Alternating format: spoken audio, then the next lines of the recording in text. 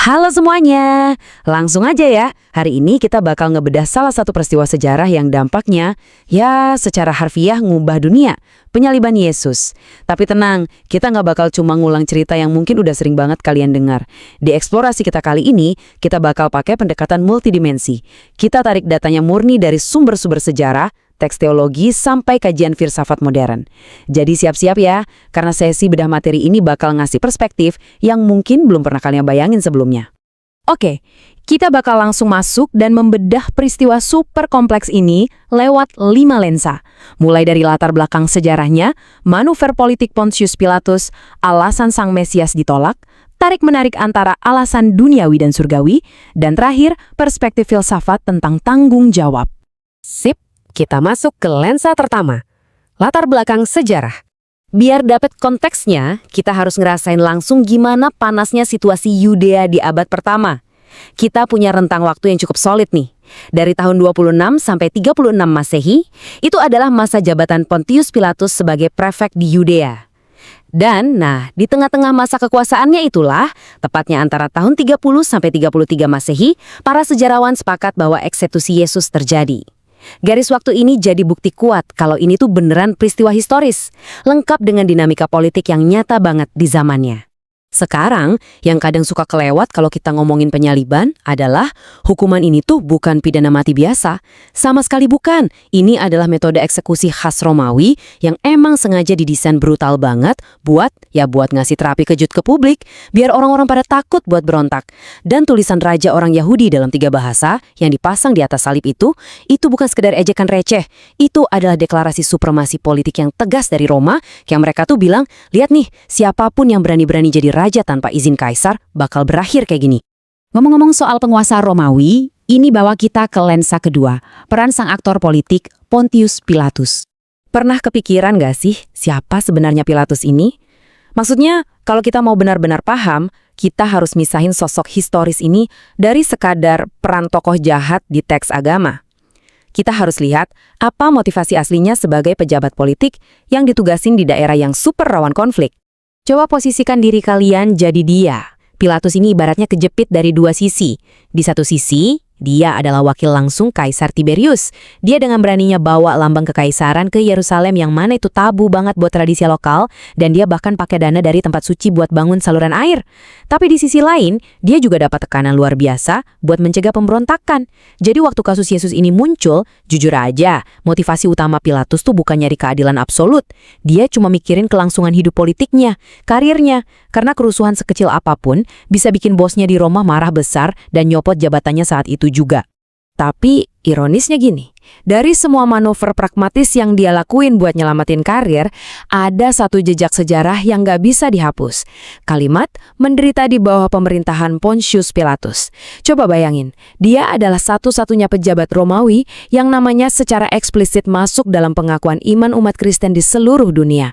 Keputusan politik yang dia ambil murni gara-gara panik dan takut posisinya goyah, malah bikin namanya terus disebut oleh miliaran orang selama ribuan tahun. Bener-bener di luar prediksi kan? Lanjut ke lensa ketiga. Pertanyaan besarnya, mengapa Sang Mesias ditolak? Gini, kenapa masyarakat Yahudi abad pertama dan para pemimpin agama mereka malah menolak keras Yesus, padahal mereka tuh lagi nunggu-nunggu kedatangan Mesias? Jawabannya ada di ekspektasi yang jomplang banget sama realita. Warga yang lagi ditekan habis-habisan sama Romawi, ngarepinnya tuh pahlawan membebas, seorang pejuang politik revolusioner yang bakal ngusir penjajah dan ngebangun lagi kejayaan fisik Israel. Tapi realitanya, Yesus malah datang bawa ajaran anti kekerasan, nyuruh ngasihi musuh, dan menegaskan kalau kerajaannya itu bukan dari dunia ini. Wah, ekspektasi mereka soal pemberontakan bersenjata langsung hancur berantakan. Di luar kekecewaan sosial tadi, pemimpin agama juga punya perhitungan politik yang masuk akal banget. Kalian harus tahu, Yesus itu berhasil ngumpulin massa yang jumlahnya masif. Buat kelompok kayak Farisi dan Saduki, ngelihat kerumunan sebesar itu bikin mereka benar-benar panik. Mereka takut Romawi bakal nganggep ini sebagai pemberontakan yang ujung-ujungnya memicu pembalasan militer.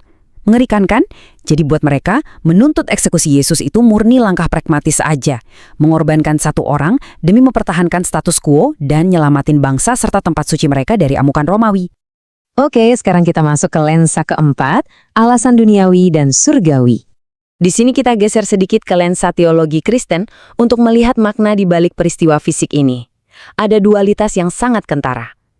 Dari kacamata duniawi, penyalipan ini terjadi murni karena kejahatan manusia, intrik, rasa takut politik, tuduhan palsu, dan iri hati para elit. Sisi gelap manusia banget lah pokoknya. Tapi dari kacamata surgawi, sumber teologis justru ngelihat ini sebagai bagian dari rencana agung. Bagi umat Kristen, peristiwa yang super mengerikan ini diizinkan terjadi sebagai jalan mutlak buat penebusan dosa dan penyelamatan umat manusia. Konsep penebusan ini tuh nggak muncul tiba-tiba ya. Akar teologisnya ada di hukum spiritual kuno. Gampangnya, lihat kutipan dari kitab Imamat ini.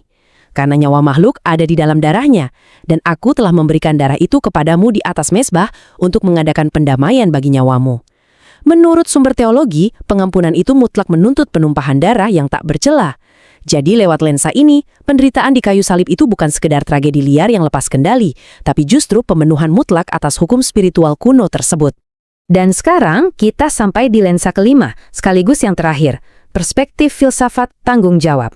Kita tinggalkan dulu sejarah kuno dan teologi, lalu loncat ke ruang akademik modern. Ada kajian yang super menarik dari Fakultas Teologi Universitas Kristen Duta Wacana. Mereka lakuin sesuatu yang menurut saya jenius. Mereka ngambil teks kuno tentang penyaliban ini, terus dibedah pakai pisau filsafat abad ke-20 buat nyari makna etis bagi manusia zaman sekarang. Kajian akademik ini minjem konsep dari filsuf Emmanuel Levinas, yaitu konsep etika the other atau yang lain. Intinya, Levinas bilang, kita tuh punya tanggung jawab yang absolut, tanpa batas, dan nggak bisa dihindari terhadap sesama kita. Kebutuhan orang lain itu harus diprioritaskan di atas kebutuhan kita sendiri. Nah, kajian ini pakai kerangka tersebut buat nganalisis momen-momen terakhir Yesus disalib. Bayangin, di tengah penderitaan fisik yang luar biasa, narasi nyebutin kalau dia masih sempat mikirin nasib ibunya, dan bahkan mengampuni para eksekutornya. Secara akademis, kesimpulannya mendalam banget. Penyaliban ini nggak cuma dilihat sebagai peristiwa agama, tapi sebagai demonstrasi paling radikal soal gimana rasanya mengambil tanggung jawab penuh untuk yang lain. Jadi, poin krusial yang mau saya sampaikan ke kalian adalah ini. Gimana ceritanya sebuah peristiwa berdarah di abad pertama yang awalnya didorong oleh kepanikan politik Romawi dan konflik kekuasaan agama bisa bertransformasi sejauh ini? Dari peristiwa sejarah jadi doktrin keselamatan, sampai akhirnya dikaji di universitas modern sebagai simbol etika tertinggi soal tanggung jawab terhadap sesama. Ini bukti nyata kalau sejarah nggak pernah cuma satu dimensi.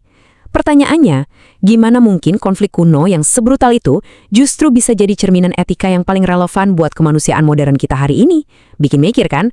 Nah, teruslah mempertanyakan narasi-narasi sejarah di sekitar kalian. Terima kasih udah ikut ngebedah materi hari ini, dan sampai jumpa!